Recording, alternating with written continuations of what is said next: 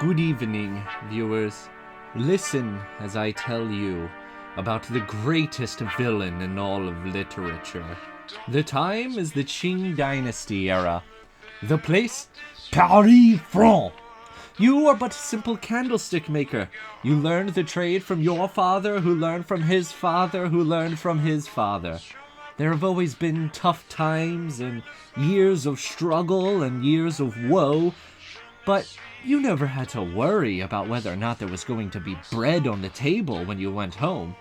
But then it came along these new age, enlightened, rational thinkers who have invented a new term, the laissez-faire, which they've put into place, and it has allowed rich people to now speculate on the grain market. And as it turns out, it is extraordinarily profitable to hoard grain. So now it costs you an entire week's wages just to buy a single loaf of baguette, despite the fact that you can look outside and you see these landowners have their silos filled to the brim with grain. This is just homeostatically unsustainable. If you continue at this rate, it is an inevitability that you and your family are going to starve to death. Fortunately, some ultra-rational, enlightened thinkers showed up at your doorstep, and they explained how you might change the fact that currently you are going to either live or die based off of the whims of some out-of-touch aristo. So you decided to gather up your buddies, and you've put on a trial founded in the ideals of this new age of reasoning and logic. The trial commences. The aristo is coming to terms with the consequences of his careless greed. Finally, there will be a future of freedom from oppression. There is a sparkle of hope in the eyes of the ordinary folk. When, out from the fog, a red glow emits. There is a sizzle as water droplets vaporize against this laser blade.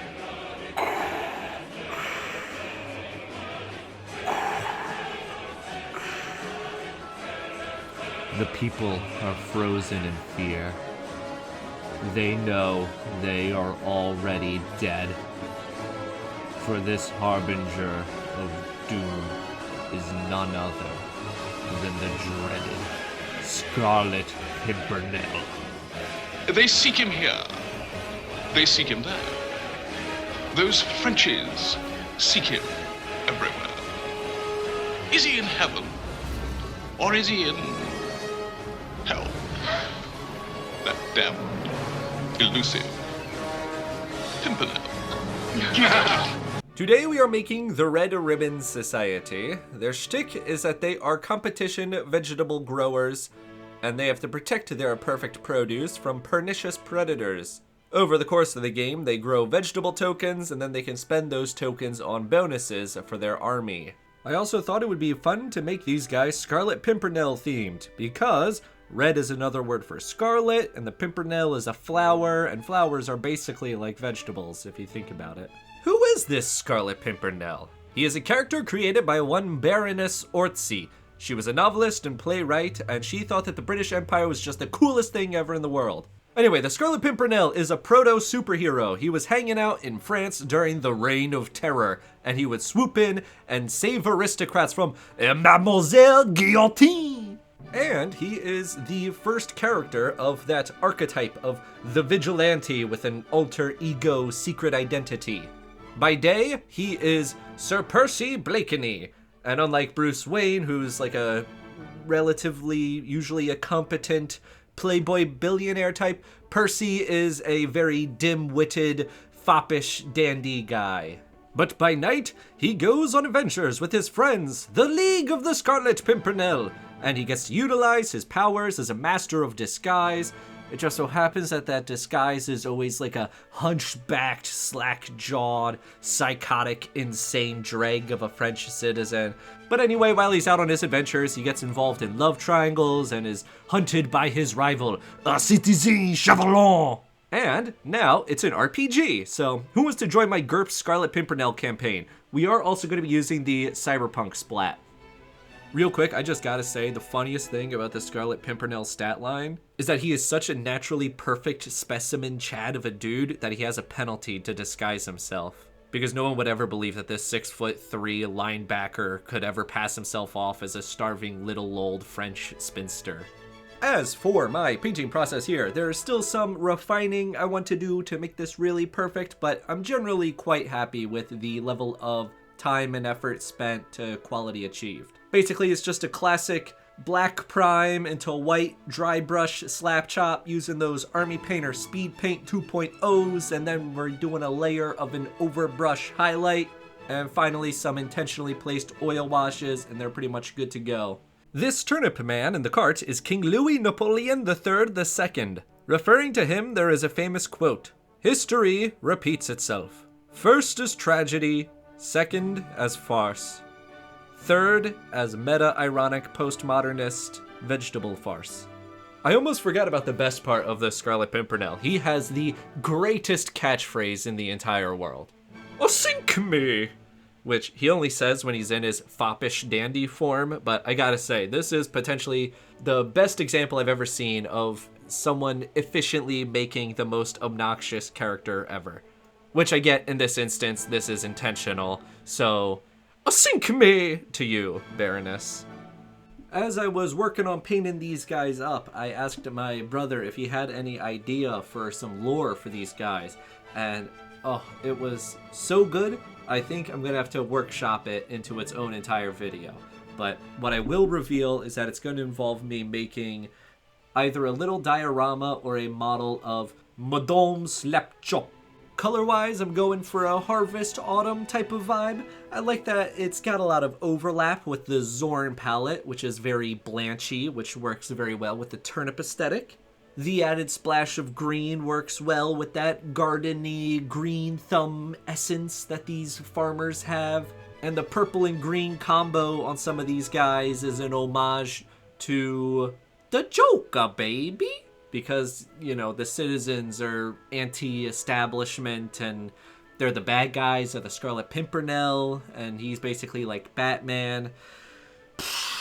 You know, there's some pretty high-level, elevated, academic, meta-conceptual, intertextuality things going on here, so if it's going above your head, you know, that's fine. These are some pretty complicated Joker references going on. In case anyone is wondering, Joe, why did it take you so long to make a single video about painting just a few handfuls of dudes? Well, it is because I got distracted. I have been working on the homebrew hack of the untitled Turnip RPG, and then immediately after doing that, I found out about Obsidian and was instantly convinced of its supremacy. So doing that whole conversion took a little while.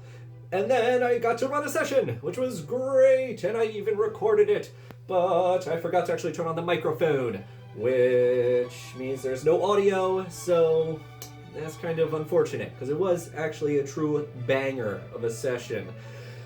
But on the plus side, it did give me the proof I need, the proof I was looking for. It confirmed my bias that I think the Turnip world is particularly well suited for telling stories about groups of loyal psychopaths going out and going on adventures and committing heinous crimes with each other. So, if you want to check that out, I will throw the folder vault with all the markdown files in the description.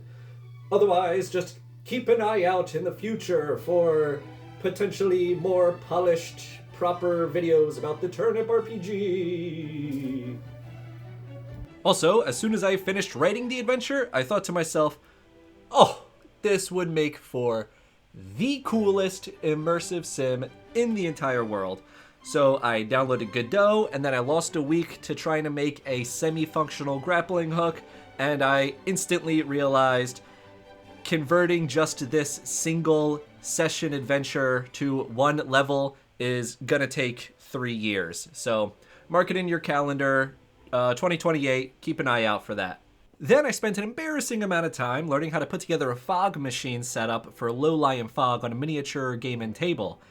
And I got a single good shot and then it never worked. It never turned on again. So, lesson learned, cheapo fog machines will just break instantly if you even look at them funny. And back to the Red Ribbon Society. Overall, I think these guys look quite snazzy. For the army, you actually only need 6 gardeners. Technically, you only get 1 a turn, so you really only need 4. But I made a bunch of extras to use as NPCs in the campaign. I also included a secret little play feature on Louis III II here. You can use the will of the people to forcefully abdicate the king, and then you can have the alcoholic kleptomaniac, Citizen Robs Your Beer, take the throne, and he will rule with an entirely undespotic, untyrannical fist of a feather-like nature. Oh wait, actually I just remembered. I actually have another excuse for why this took me forever. So remember Mordheim? Well, obviously, we all know that the post-game is the most fun thing, and actually playing the game kind of reveals how dookie dog water the gameplay is, except for the random happenings. Those were always the best part. And with Turnip being as famously fair and predictable as it is, I figured a random happenings table is just what Turnip needs. So I threw together a list of random happenings for Turnip, based on the Mordheim random happenings. So, if you're curious, that'll also be in the description if you want to check that out. Or, if you have any good ideas for potential random happenings, let me know. And in case anyone is curious about what that outhouse is for, well, you know how like Superman has the phone booth that he changes out of his disguise and puts on his costume in? Well, the Scarlet Pimpernel here has his outhouse. So he can use that to change into his disguise costume, sort of deal. Okay, that's it. Thank you very, very much for watching. Good. Bye.